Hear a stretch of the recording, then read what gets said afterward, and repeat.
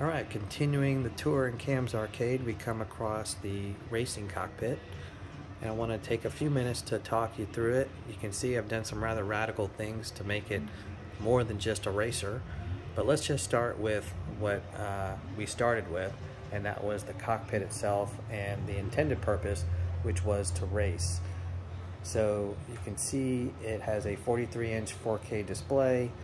The rig itself is a Next Level Racing GT track. I did swap out the seat for a GT Omega seat. I found that the GT track seat was rather uncomfortable after a little while of racing. It uses a Fanatic wheelbase and pedals. I have the handbrake and the H pattern shifter there as well. So really a fun racing experience. It's flanked by these silver speakers all the way around, all four sides. So it has a full immersive surround sound experience, and it really is a lot of fun. You can see here what the view looks like when you're in the cockpit. And here on this side here, you can get a better look at the shifter, the brake lever, and the pedals. It's all being driven by a Xbox Series X that I have here in the corner. And it really is a fun racing experience. So this was taking up a lot of space in my little arcade, and I thought, well, I certainly can do something else to make it more versatile.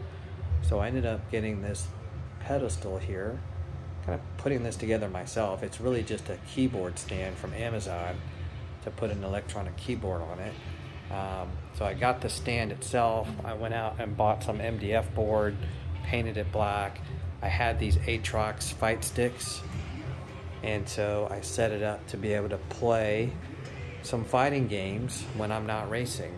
So I would just basically switch the game. I'd raise the display higher, and I'd sit there and be able to play those kind of games too.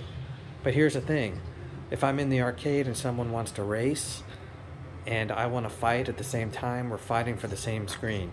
So recently I added this second screen on top of the first screen. It's actually wall mounted and free floating above the original display. It is the same 43-inch screen as the original, and so now I can sit back while someone's racing. I can stand here or sit at the stools with a friend, and we can play something like Virtua Fighter and not interfere with the person that's racing.